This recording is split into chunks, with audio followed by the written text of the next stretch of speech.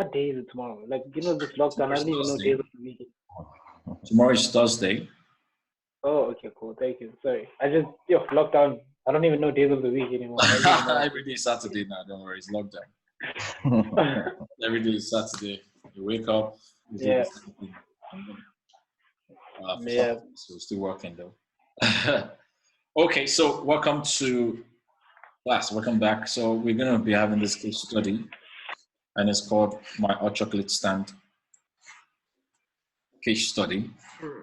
And this is going to help us navigate and understand how to properly put and develop our financial modeling or financial statements. Okay, so this business case is my hot chocolate stand, and please do note that this is a simplified case designed to help startups, entrepreneurs, and small business owners alike understand business numbers and how to read financial statements. Okay, all right, so please speak to your coach or mentor regarding your business model. So this is a model. With this model, we're going to use it together to unpack what works for you. Okay, because all you need to do is interpret it into your own model. So let's quickly give a start to this class now. So my hot chocolate stand. Now, everything we've taught you is essential. So in this hot chocolate stand, unpack things like, number one, using the business model canvas. Now, if you bring it back to what we taught you when we started, you need to understand what your key business, who are your key business partners, okay? So who are your key business partners? Are you with me? Number two, what are your key activities? What are your key resources? What are your value proposition, which you did last sessions? What are your customer relationships like? What are your customer segments, your cost structure, and your revenue structure? Okay, so take a glance of the business model canvas right now for this business. And I need you now to capture this because you now need to define this into your own. Now, for this case study, I want us to just imagine, I mean, we've all been to the Black Umbrella building, right? Where we do our training in Pretoria, okay? So you see this chocolate guys, these guys who sell the chocolate stand there, where that small cafe there, all right? Yeah. About this as those guys. So who are their key partners? That office building is their key partner, number one, okay? Meaning because for them to have a place to sell, they need to have a place, a stand. So their key partners speaks about the business office park management. The business office park management is their key partner. Are you with me? Yeah. Amo, you're staring. Are you okay? Okay, so that number one. So for your business, who are your key? Yeah. I didn't get that.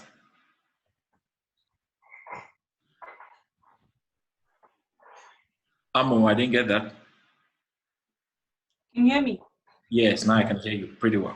Oh, no, I was just having problems with my network. You asked me if I follow. All right. So number one, so I need you now to look at it. So for this hot chocolate stand, the big office park, those guys you see at the cafe at Pretoria, are you getting it? For them to be there, that means they have an arrangement with the management of that building. Are you getting what I'm saying? So without that management approving their being there, they can't be there. So their key partner is the office park management. Number two, what are their key activities? These guys here, Infanello and Cyril, make hot chocolate. So making hot chocolate, thank you. Making hot chocolates, marketing, and selling. What are the key activities of those guys in Pretoria? What do? They make coffee, breakfast styles for us, and they sell it to us. Now, if they market, I don't know. I'm sure they do. Okay, but that's the key activities that my hot chocolate stand offers: making hot chocolate, marketing it, and of course selling it. Number 2 key is ingredients for the hot chocolate. The consumables we will use, like cups, straws, spoons, plastic spoons, and everything, is salespeople, and of course equipment and stand. All right. Now, if you go into that place where we get the guys in Pretoria, you find their equipment there, their oven, their microwave, their coffee machine. You get what I'm saying now? Their fridge and everything. Those equipment are there. Their salespeople. I'm sure I've not seen anybody coming to pitch and say, "Oh, have you tasted our new hot chocolate latte brand today?" No, nobody's making sales for them. But for Vanello hot chocolate stand, they have a salespeople who go out there to pitch and market the entire floor. Okay.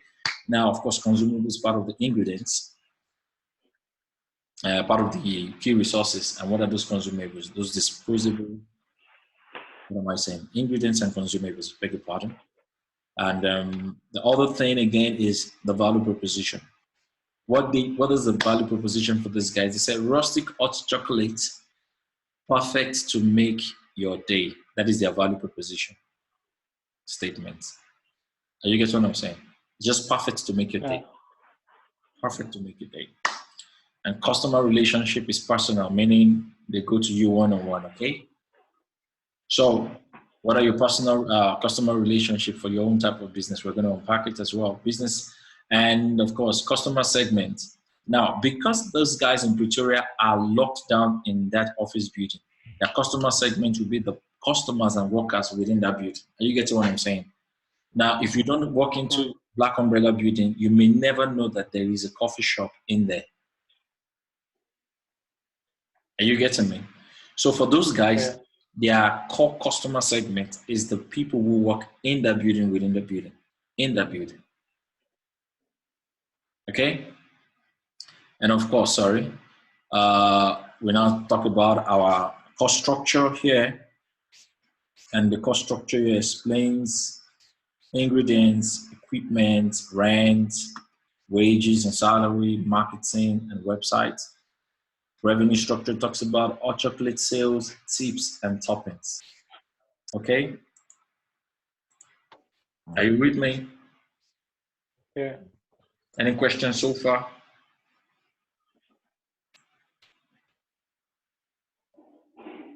Any questions so far?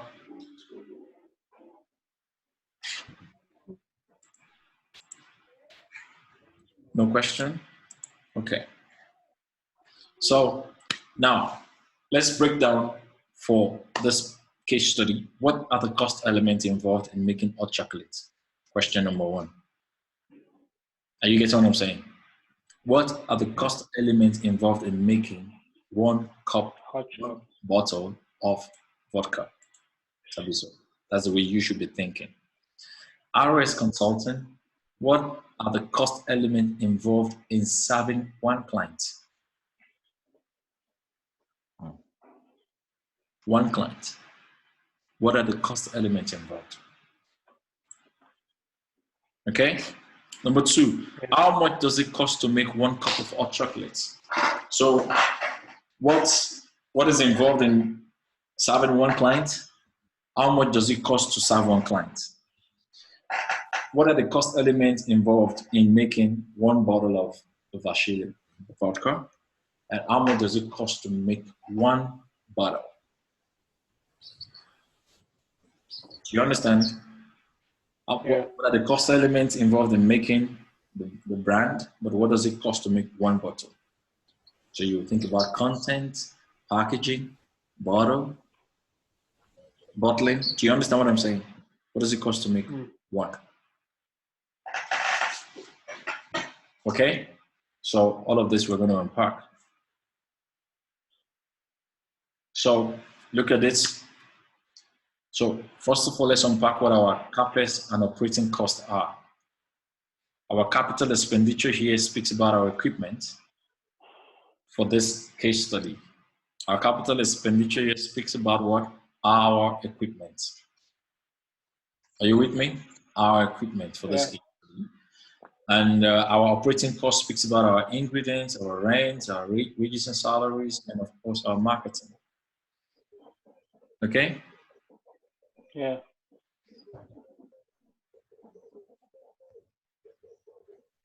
Okay, so you can see from here now, you have a chocolate powder, a milk, a sugar, water, the stand, a menu board, a disposable cup, the coffee machine, okay, spoons, flasks, straws. Can you say it? So I'm sure for you guys, this is unpacking. Now, what are the things you see that is required for your store? Remember, we just touched on our capital expenditure, which is equipment. So if you look at equipment, maybe when you buy this flask, are you getting what I'm saying? Water bottle, flask and water bottle, your menu board. These are things that they look fixed. You know what I'm saying? In terms of your capital expenditure, because it will serve you for a long time, okay? But sugar, you need to refill sugar all the time, straws and co. So just consider them as we go. And now, what are your variable costs? Ingredients are your variable costs as well. And what are your fixed costs? Your equipment, your rent, your wages, and salaries, of course, and your marketing. They can be fixed. Why? Because you can decide to say, okay, I'm only going to spend 1,000 Rand for marketing every month for the next 12 months. Fixed cost. Variable cost, ingredients. Today, it could be mid-month sales, and what should have cost you 2,000 Rand will cost you 400 Rand cheaper, lesser. Why? Because the sales, okay? Is this making sense? Yeah. Variable cost plus fixed cost is equal to your total operating cost. Never forget that. So approach to costing from the variable cost perspective. Now, on ingredients, now, what are the ingredients? Assumption. Now look at this place on the assumption. My thermal flask can hold 5 liters of hot water or hot chocolate. This flask can hold 5 liters of hot chocolate. Now, numbers of tea cup servings per 5 liter thermal flask is 15 cups. For example, when you sit in the Black Umbrella boardroom where we train, they give us a flask for tea and they serve cups, okay? Are you listening? One flask can fill 15 cups. That's what this example is saying. All right? Now, for us to make 15 cups out of that one flask, what are the things that we need? Okay? So ingredients and consumables, cost per 5 liter flask, cups per 5 liter glass, and cost per cups. Let's break it down. So we know we need hot chocolate mix, 500 grams, okay? Now for us to make that whole one flask that produces 15 cups, you need hot chocolate mix of 500 grams, you need 1 liter milk, you need sugar of 250 grams, you need water of 5 liters, you need teaspoons of 15 pieces, okay? You need cups, 15 pieces, all right? You need straws, 15 pieces. Are you with me? Now, what is the cost per 5 liter? Begins. The hot chocolate mix is how much? 50 Rand 45 cents. Mm-hmm. Okay? Your milk 1 liter is how much? 13 Rand 99. The sugar for 250 grams is 4 Rand 93. Your water for 5 liters is 17 Rand 99. Why? Because you're using, what is this guy's? The Aquaman. These guys will package proper water, so it's not just tap water. Okay, very well treated water. Your teaspoons for 15 pieces is 4 Rand 25 cents. Your cups for 15 pieces is 19 Rand 82 cents. Your straws for 15 pieces is 6 Rand 95 cents. Now the total cost of ingredients required to make a 5-liter flask of hot chocolate is 118 rand 38 seconds. 38 cents. 38 seconds. 38 cents. All right? 118 rand 38 cents. That is how much you spend to make a 5-liter flask of hot chocolate. Now, how much is the cups per flask, per 5-liter flask? So we are selling a cup, or how much cups? I beg your pardon, not cost now. How much cup is produced from each 5-liter? The total is what? 15 cups. Are you with me? Yeah. So 15 cups is what will be produced from this 5-liter flask. Okay?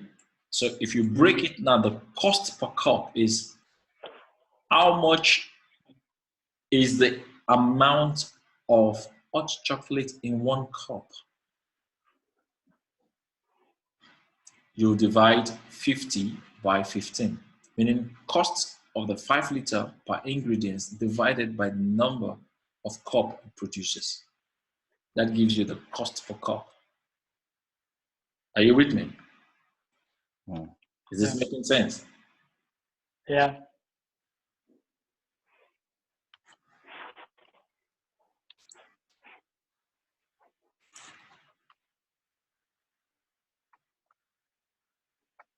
Is this making sense?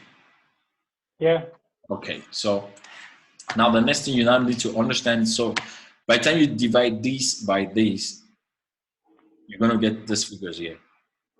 So it gives up, so it simply says for each cup of hot chocolate in my hand, the quantity, the cost of the quantity of hot chocolate mix is 3 rand 36 cents.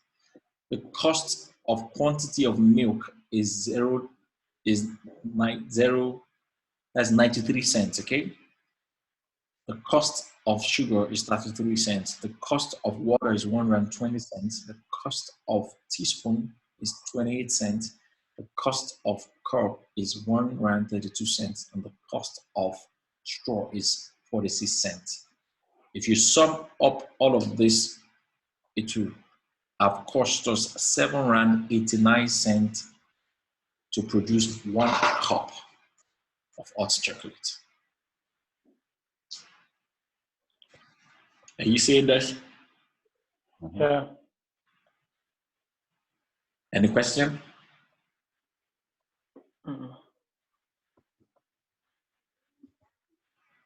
So, meaning our ingredients cost us 7 rand 89 cents. That is the variable cost. That for every 1 cup of hot chocolate that we sell, it only costs us 7 rand 89 cents to produce 1 cup. So if you do this breakdown analysis, you'll be able to get how much it costs you to produce 1 bottle of Vasheli vodka. Yeah. Yeah. Okay, so that's just one angle.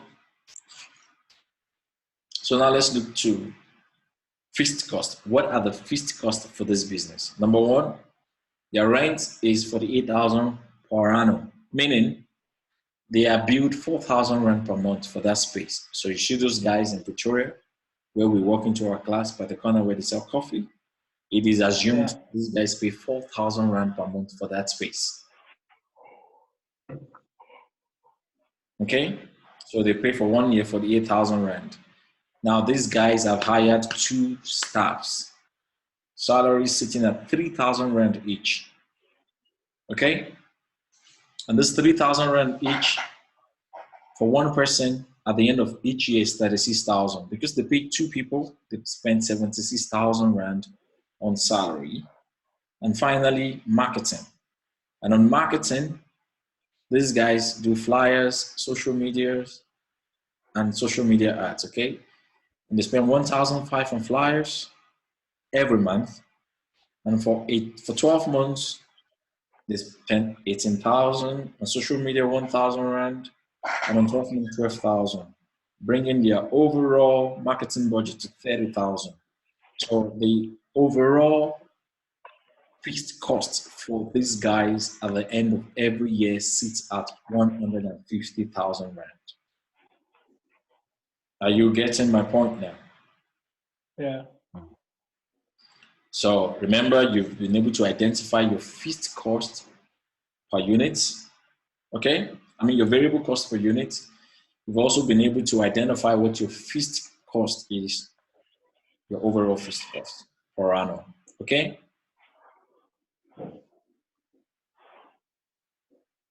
Excuse me, any question? No, I'm good. Atlan? No. I'm fine. All right. Where is Amo? Somebody should get it back. Okay, so now let's look at what our capital expenditures are. Okay, what are the capital expenditures? Number one, consumables. Number two, equipment. Number three, websites. Now, why are they called capital expenditures? Can somebody tell me? Atlian, why are they called capital expenditures? Come again, sorry, I didn't get that.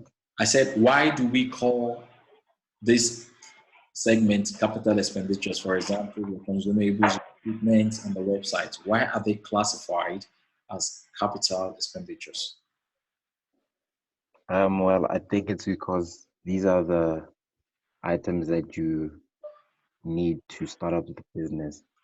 Yeah, to run your day-to-day business kind of thing. Yeah, I think, yeah. No, you're an accountant. I need you to give me a more meaningful response. Why? Yes, you need to run your day-to-day, what is it called? Runnings or operations of the business.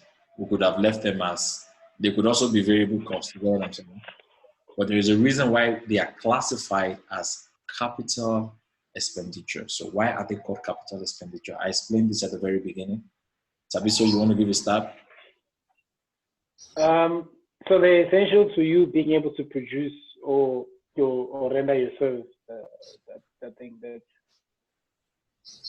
Okay, that means you guys didn't get me clearly. Your capital expenditures so from them you'll be able to make the money. Okay, no. Okay, let me explain it this way. So your capital expenditures are expenses, are bulk expenses that you buy. So equipment or items that you invest in on a longer period. Okay?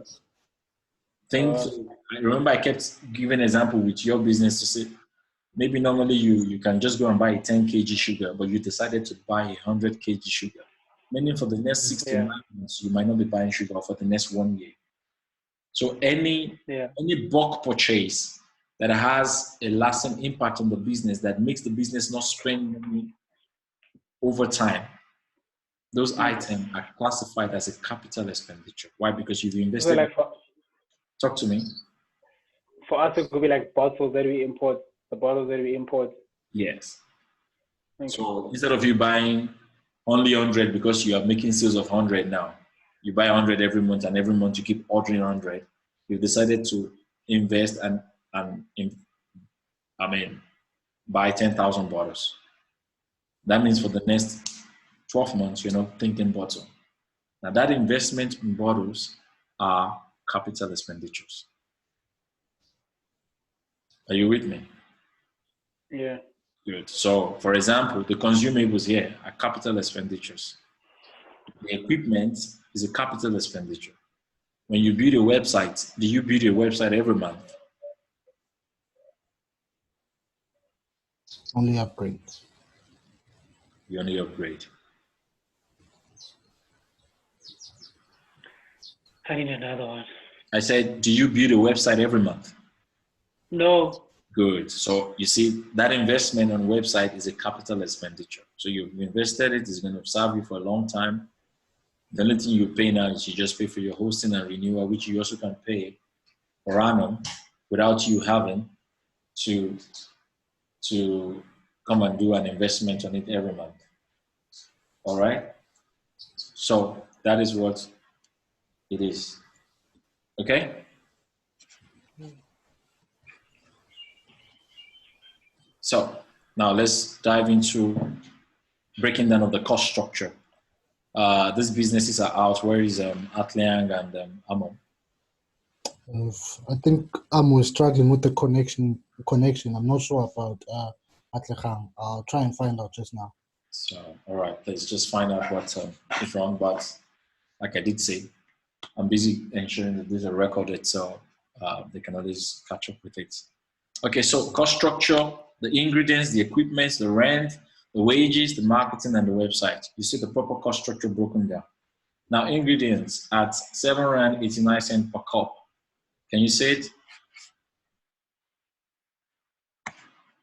Yeah, I see it. So simply put, that Tabiso, in your business, you must always find a way to unpack how your business can clearly identify your cost element, your cost structure, and the exact amount that goes in.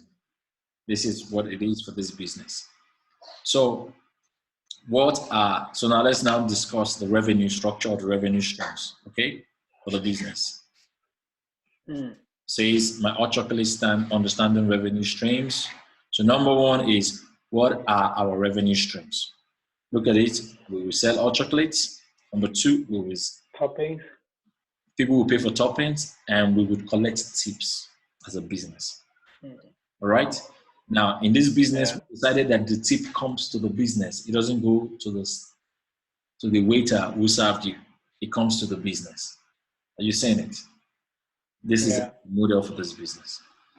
Number two, how many? Somebody said something now, tell me. I was just saying Atlechang's battery died. Oh, I see. Coming back just now. All right. So the other portion is how many people work within the business pack. Remember, we spoke about price times what volume as what generates money. So you need to find out how many people are within that customer segment. Okay, so it's one thing to understand that this customer segment has how many people. So 100 people or 200 people work in that building at Pretoria. But how many people has the propensity to buy our hot chocolate? So the fact that everybody wants to have a luxurious living does not mean that every one of them are willing to buy your products. Do you understand it? Yeah. Good. So with this understanding, we now come and unpack. So from our business model, we see our revenue will be coming from toppings. Now, which is the addition of our marshmallow addition to hot chocolate. Our assumption is that 5% of hot chocolate sales will require toppings. Meaning at every point in time, 5% of people who buy our hot chocolates will require us to give them toppings. Okay? Now, our hot chocolate sales price times number of customers, meaning our price per cup is equal to be what? 20 rand. Oh shit. Remember, it cost us 7 rand 89 cents to produce a cup. Did you remember? Yeah. But we are selling at what? 20 rand per cup. Okay? So now we also based on another assumptions that tips from customers. Our assumption is that 10% of hot chocolate sales, meaning 10% of sales of hot chocolates, 10% of those customers will give us tips.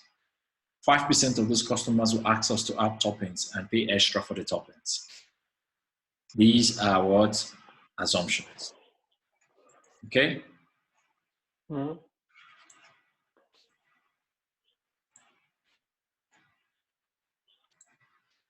Okay. Hello? Yes, are you there? Oh yes, I thought you were, because you went silent for a second, so I thought maybe your mic was I was disconnected or something. Okay, so now my let's mic is on. Yeah, so let's unpack. Welcome back, Atlan. Thank you. Yeah. Okay, so based on the analysis that I did explain, so for us to be in business, we must have a numbers of days and times that we operate. So we have our business operation hours, okay? Weekdays and weekends, okay? So there are four weeks and a month, there are 12 months in a year, and then of course, our potential target market is 25% market share of the overall number.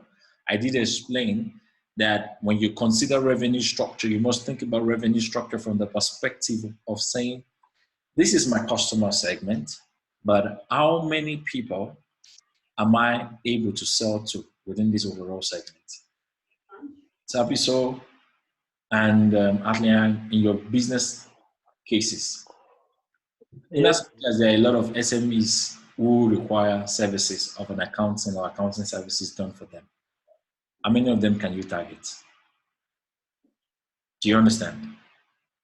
So you can't sell to everybody. So based on this case study, these guys, weekdays, Sunday to Saturday, okay? Now, there are potential 600 people who walk into that building every weekday. And weekends, the number drops. So on Sunday, it's just 60 people. On Saturday, it's 180. But Monday to Friday, it is a whopping 600 people who walk into that building. Now, because we know we cannot sell to everybody, we've done our potential target market share to be 25% of the overall number of people in that place, meaning we believe we can sell to 25%. We can conveniently market and win 25% of the market share. Are you getting? Can I ask a question? Please go ahead. So in my case, right? Yeah. Given the fact that I have different customer segments, and Yeah. others are easier to count than others. Like for instance, with individual customers, how do I figure out my target market share? Okay. So Do I have to also do it according to each customer segment, or like? Okay, so this is what I think you would do for your case. You would bulk all those individual customers within a location. Where are they all based? So let's say they are all in Midrand, or they are between Midrand and Pretoria and Centurion, okay? Mm-hmm. So you now do that because that's potential people. So look at, for your case, within Midrand, you need to carry out a survey. How many people buy luxury branded vodka? And you can get that stats from Stat SA. I believe you can get that. What is the sales of NSC within this community? Do you understand what I'm saying? So you will now compare that to how many people buy from you based on how many people buy NSC, Black Label, Jack Daniels, and other big brands, and compare that to how many people buy from you. Based on that, that will tell you your potential market share. Okay. All right. So I think we can journey that together. I'll help you do that research, and I think we can unpack that together. All right. Okay. So based on this, we've just decided 25%. Now, what is the numbers of cups sold based on the market share? Okay. Remember, if we're only getting 25% of the market share, meaning on Sunday, out of the 60 people that are going to be in that building, only 25% of that number will buy from us, okay? So 25% of 60 gives us 15. On Monday, because it's 600, 25% of 600 gives us 150 people. Do you understand? So that is what goes round and round to the end of the day. So the total cups sold per week is 810 cups per week. Can you say it? Based on the market share. Now, cups sold per month, meaning you multiply 15 times 4, 60, 150 times 4, 600. You do the same thing. It will end up giving you this total number of cups sold per month, okay? If you do the same thing for cups sold per year, you multiply this by 12, and you take it all down to give you the same number. Now, the revenue per year, which is cost sold per year, multiplied by 20 Rand. So this is the number of cups you sold per year. By 20 Rand gives you this amount, okay? Meaning, are you getting my point? Meaning for Yeah. every Sunday, you made 14,000 in 1 year for every Sunday. For every Monday, you made 144,000. For every Tuesday, the same thing. That brings your total cost per year, your total revenue per year at 776,600 Rand. Now, what is the cost per year? What did it cost you to serve per year? All right? Remember that your cost per cup is 7 Rand 89 cents. Did you remember that? Yeah. So for you to get the cost per year, you needed to multiply that per year. Okay?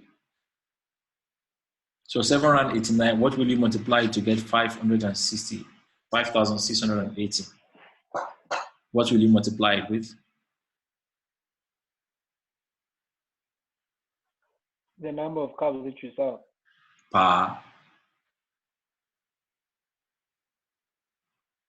Per year, meaning you need to multiply it by this 720, okay?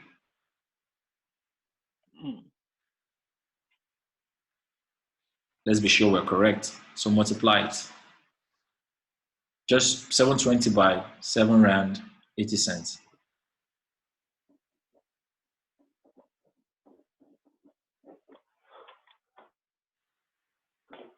Multiply it and tell me what the answer is.